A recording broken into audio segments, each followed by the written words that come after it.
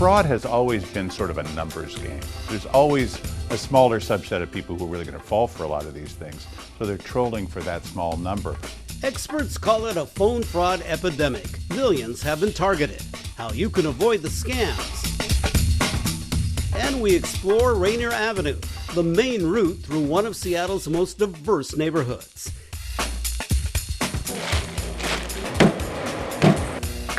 Enter a hidden gem where ceramic artists have honed their skills for half a century. These stories and more next on CityStream.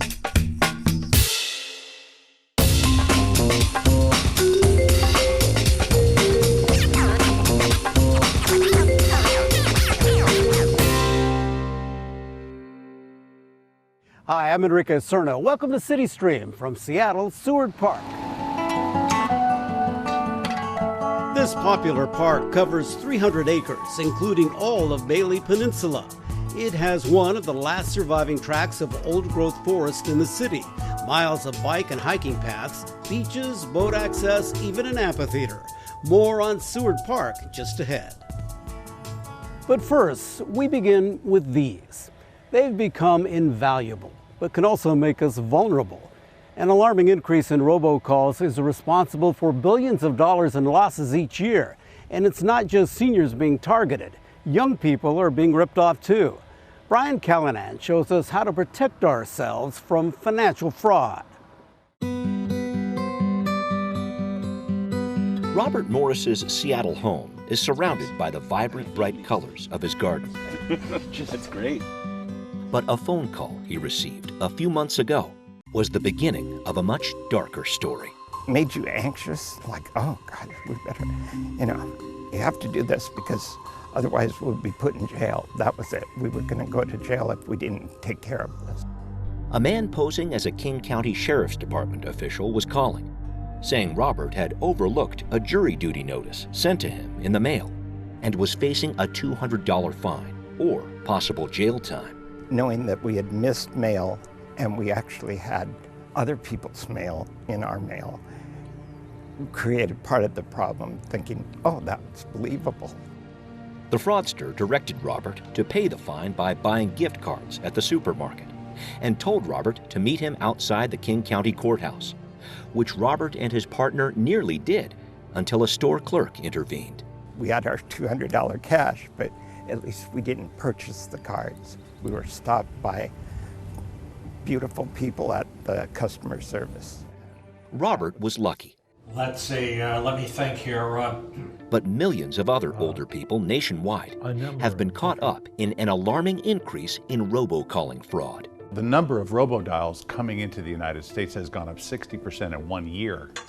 That's Doug Shadell, State Director of AARP Washington, who says the research shows close to 5 billion robocalls are ringing up our phones every month in the U.S.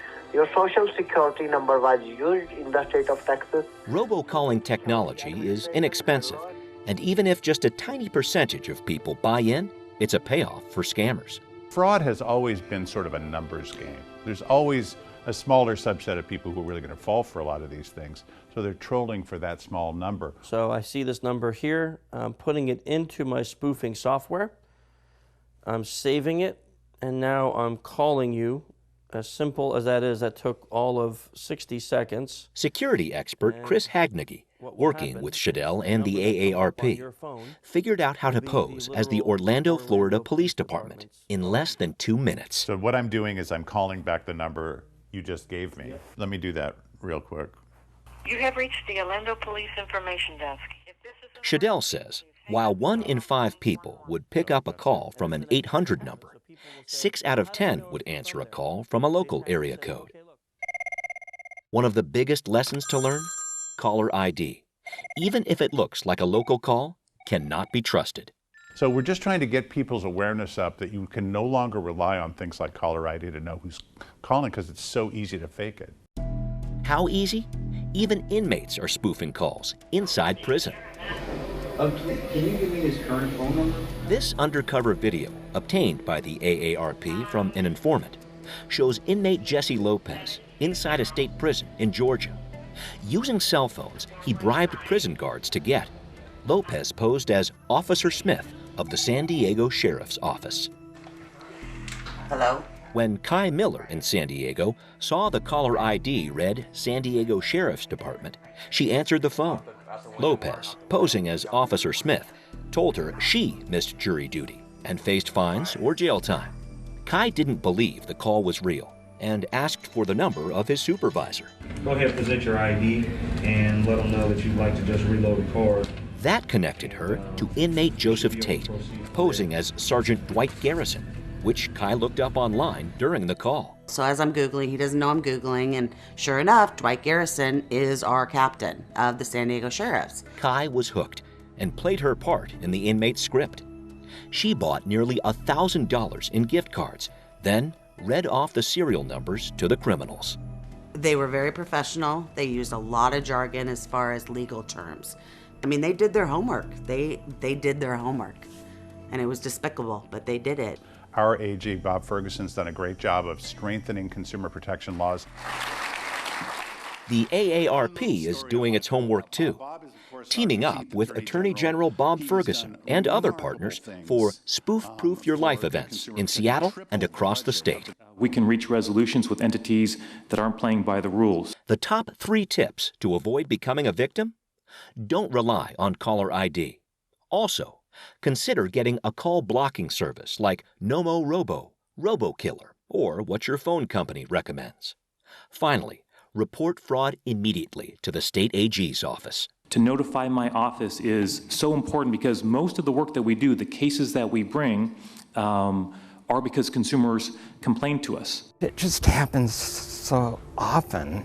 And don't believe it's just your older neighbors like Robert getting ripped off by robocallers. Scammers will take money from whatever age category is willing to send them money. The AARP says fraudulent calls offering a fix of a computer virus most often find a target with 20 to 25-year-old males.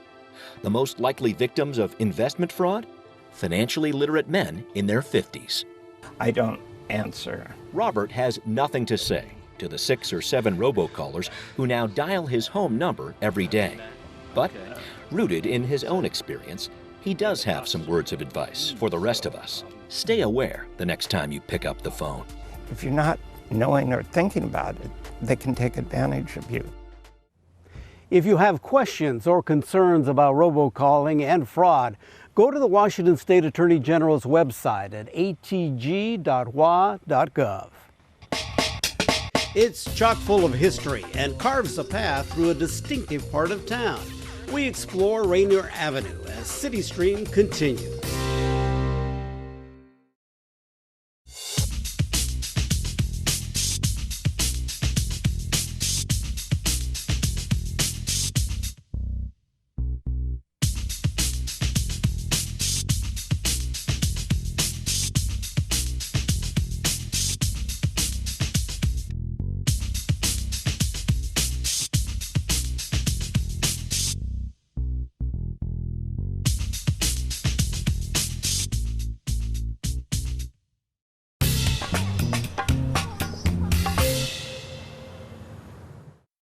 One of Seattle's most eclectic neighborhoods is just a few blocks from here.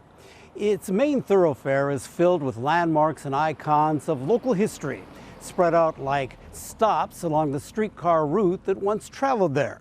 Our road scholar, Felix Spinell, takes a trip to the past and the future of Rainier Avenue. It's the street that's named for a mountain the natives called Tahoma, but that was renamed after Peter Rainier in 1792 by his friend, British explorer George Vancouver. Rainier Avenue covers ground where Native Americans traveled on foot for millennia. The road stretches from 14th and Jackson as far south as Renton, where it turns into a freeway that goes all the way to Puyallup.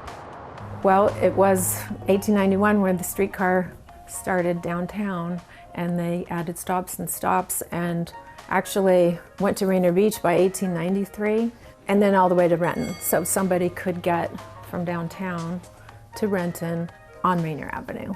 Karen O'Brien says a trip on Rainier Avenue reveals a lot about the area's dynamic present and future, and its past. When I drive Rainier, which is probably 4 times a day, I go back in time and I see the area like I want to see it 100 years ago. From north to south, neighborhoods are spaced almost equally apart along Rainier Avenue. Just south of what's now I-90 was known as Garlic Gulch for the large Italian community that once lived there. The Italians gave it that title because of the valley, so you've got the hills on the side and Rainier coming this way, and the smell of their great cooking with garlic would permeate throughout to the hills. The equal spacing of the neighborhoods is because they were originally built around streetcar stops that had been laid out to encourage people to move to particular areas. York, Genesee, Columbia City, Hillman City. Then you have Brighton. So Brighton, it was called Brighton Beach. The streetcar went away in the 1930s, but the neighborhoods remain. And so do some fascinating glimpses of the past and the future if you know where to look. First stop on our tour is the heart of the old Garlic Gulch at Tightwad Hill, where thrifty baseball fans could watch pro games without buying a ticket. So we've got the left field bleachers moving over into left center and dead center field right on the corner here. Right field bleachers that way towards Rainier Avenue.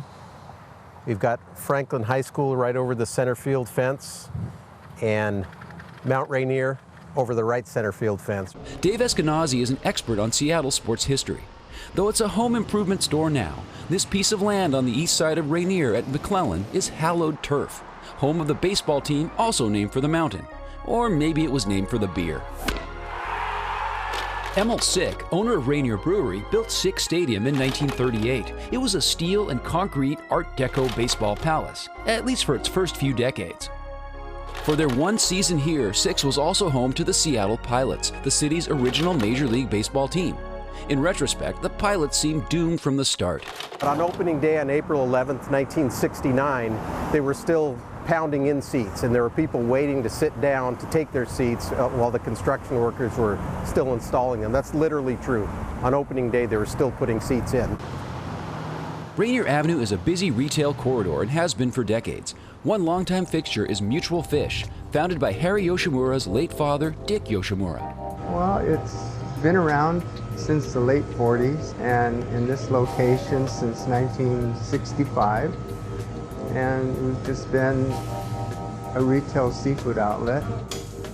We still have probably the largest selection of different types of fish than anywhere else because we'll still bring in things from Hawaii and East Coast and all over. And where did that name, which sounds a bit like an insurance agency for salmon, come from? You know, my dad came up with that name. I asked him about it. He said, oh, I think it just sounded good. Continuing south to Columbia City, Karen O'Brien says that neighborhood with its storefronts and self-contained feel and proximity to New Light Rail has a lot to see and do. Restaurants, bars, and theater. One thing you can't see anymore in Columbia City is the old Hit Fireworks Factory. What was once a place where dangerous chemicals were turned into patriotic pyrotechnics as recently as the 1970s is now a city park called Hits Hill. There's not a trace of the old factory left. But just a few miles south on Rainier Avenue, there is one historic artifact that you can still see. You can still use it too. It's an old streetcar shelter made of brick and concrete and still on the job as a bus stop.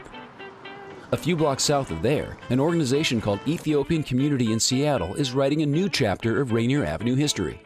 The Rainier Beach area, so many Ethiopians reside around here. The 98118 zip code, one of the most diverse zip codes in the nation. Ethiopians began settling in Seattle in large numbers back in the 1980s, and Rainier Beach became a home for many of the recent arrivals. Rainier Avenue was a perfect place for a community organization. The group offers classes and summer camps and is in the process of creating 100 units of senior housing on property they own next door to the center. I personally believe the Puget Sound area is a place which is next to heaven. This is a very beautiful area. So we love it. It's beautiful. As Rainier Avenue gets closer to Renton, the road begins to hug the shore of Lake Washington. Not far beyond the city limits is the Renton Airport and the Boeing plant, where in the past, a lot of Rainier Valley residents helped build B-29 bombers during World War II, and where Boeing is still building futuristic passenger jets, which are a pretty good way to get a good look at Rainier Avenue's namesake. The Rainier Valley Historical Society offers walking tours and other programs about the history of the area. For more information, go to their website, rainiervalleyhistory.org. We'll be right back.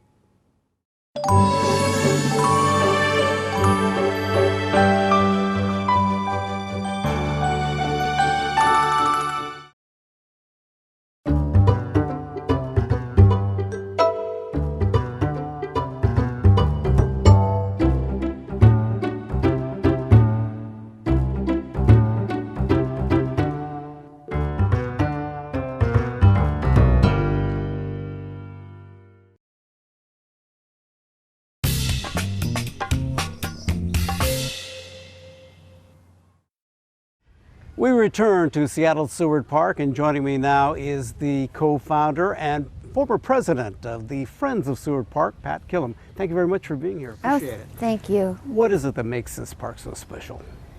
Well, just behind us here we have 120 acres of old growth forest, so it was never logged. It's just as nature left it. And then if we look this way, we have 3 miles of shoreline on Lake Washington. So right here in the city, we have this spot that is as close to untouched as we can probably do. So what is it about the Friends of Seward Park that is so important to you, and what is the organization about?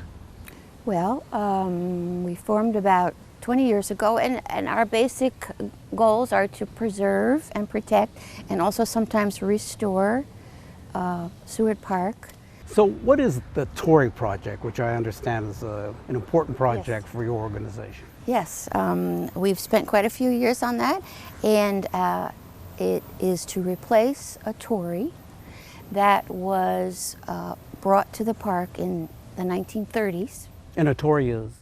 A Tory is a gate, or as a literal translation, it is a bird perches. So it is a welcoming, it is inviting us to enter a different space, in this case a very natural space. So recently your organization received thousands of dollars from a women's organization, and they were moved to do so by a sales pitch from one of your members. Tell me about that. Yes, it's a remarkable group called 100 Women Who Care, and the Seattle group at their annual meeting invited 3 charitable organizations to present their plans and their needs, and Paul Talbert, our board president, and Paul Shannon, who is spearheading our fern die-off project, presented our need to determine why the sword ferns, the native sword ferns, are dying off in this park, and also we found other areas of Puget Sound. So they have collected about $7,500 that launches our funding to research why these ferns are dying. So if someone's watching and they want to get involved with the organization, how can they do so? We have a Facebook page and we have a website which has lots of historical information and links to various projects such as the fern die-off research. All right. Pat Killam, thank you very much for your time. We appreciate it, and good luck and good work by Friends of Seward Park. And here's what's coming up on CityStream. This park is well known for its sweeping views and towering trees. But did you also know it's a haven for ceramic art? That's next on CityStream.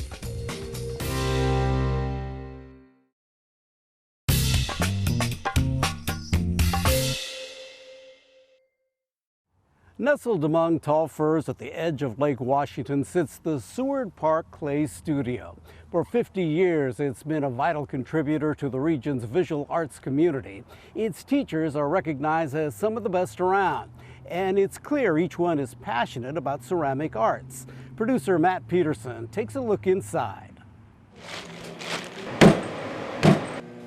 Let the clay come to the tool here. Seward Park Clay Studio is in Seward Park in the old bathhouse right on the edge of Lake Washington. What you want to do again is kind of measure your wall thickness. We have classes here for about 200 adults every quarter. We do classes in hand building, sculpture, wheel throwing, and we teach all the aspects of ceramics, from the making to glazing to firing. And the students get a full rounded education in ceramics. When during the temperature, it might want to just go down because of the gravity. We have the best instructors in Seattle, the most talented artists, all working artists themselves, some with national and international reputations. They've all been making ceramics for many, many years. Pot's just spinning around right on my middle finger there. I love working with people. I like to see them progress. Most of the students are, I would say, beginners to beginning intermediates. So they're just focusing on learning how to center the clay and pull it up into cylinders, and more simple forms such as cups and bowls and, you know, small plates, things like that.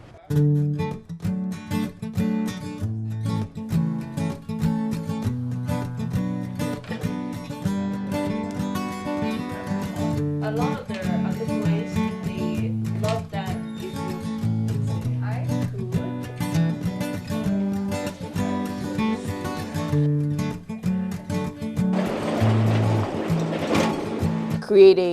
Creating texture. Another class is focused in on decorative techniques, really focused in on decoration. Might not be so much about the constructing, but really about how do you treat the surface. You don't need to turn the wheel real fast. It's incredible to see the variety of things that come out of it. I get to see it firsthand because I'm a lot of times loading and unloading the kilns. And I'll find the sky hotter and everything will turn nice and shiny.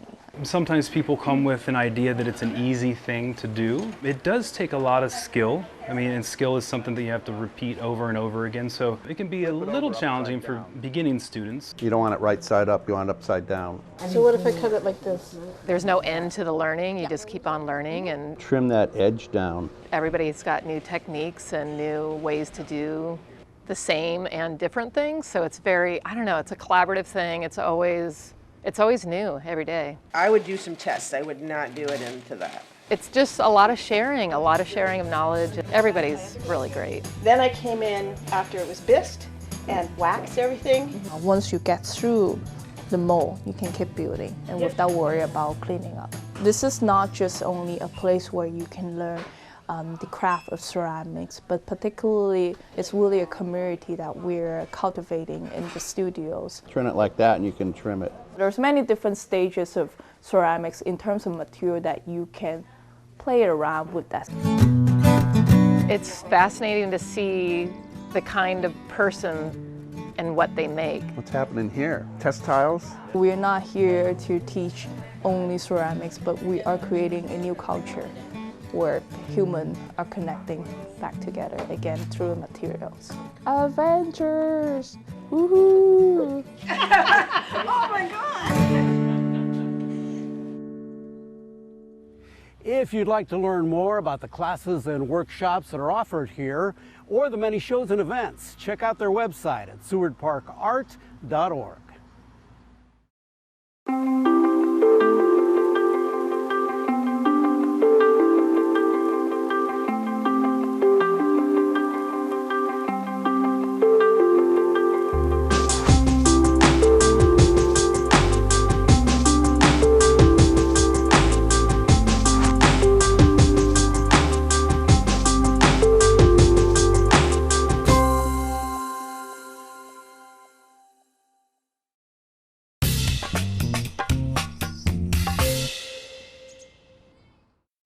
And we're back here at Seward Park at the Seward Park Audubon Center, and we are with Joey Manson. He's the director of the Audubon Center. Thank you very much for being here. Appreciate it. Love it. Love to be here with you. So tell me about birding, and I know that that's a real popular thing for many people that come here besides to enjoy the park. How many different types of birds are here? You know, over the year with migratory birds flying through, you can find over 100 different types of species of birds. Winter waterfowl, bald eagles, tiny hummingbirds, Cooper's hawks here chasing smaller birds around. A lot to see here in Seward Park. Bald eagles? Yes. Lots of bald eagles? We have one pair of nesting bald eagles here. This year they had 2 young ones, and almost on a daily basis you found people with their cameras and spotting scopes focused on their nests to see the progression of those baby eaglets as they progress to a point where they wanted to fledge. And after that, we stopped seeing them, not every day. So lots of events are held here. Tell me about Owl Prowl. Owl Prowl is one of our most popular events, and so we start off by providing owl pellets, and that's what an owl regurgitates. So we give everyone an owl pellet, they dissect it, and they can see what that owl's last meal was, usually some type of small rodent. We've even found sometimes a crab claw inside. So owls have a wide variety of things they eat, and so you can see what's inside there. We talk about the owls. We have 3 species of owls that we see here on a regular basis. We listen to their calls, helping you understand why they're such incredible nighttime hunters. And then we go out into the woods. We try not to use any flashlights. We let our eyes adjust. And then our lead naturalist, Ed Dominguez, who's a marvelous birder, a marvelous naturalist in general, he leads the folks into the woods, and we call those owls, and hopefully they make an appearance. And we've been fortunate many times. Sometimes we even see them swoop down and grab prey right in front of our group. So for those that imbibe, I understand there's also an event that happens during the holiday time, Holiday Foraged Cocktail Class. Tell me about that. Yes, so we have a wonderful mother and daughter team, Heidi and Dia, and they're going to be here providing their Holiday Foraged Cocktail Class. What they're going to do is show people how to take the native plants that we have here and throughout the Northwest and use the berries, the leaves, the bark, the roots, and make elements for the cocktails. So they show you how to do those, and then they have a little cocktail hour party that they kind of enjoy, and most people seem to hang around for that part of it too. So if you want to get involved with the Audubon Center, the Audubon Society, what do you do? So the first thing you want to do is go to Seward Park Audubon's website. You can just Google Seward Park Audubon, but it is sewardpark.audubon.org, and look at the events we have coming up. All right. Thank you so much for your time, and thanks for all the information. This is just fascinating. Well, thank you for coming. We enjoy having people here in Seward Park, and it's a wonderful place to be. Joey Manson, he is the director of the Seward Park Audubon Center. Thank you much for your time. I appreciate it very much. Thank you. All right. And stay with us. We'll have more of CityStream ahead.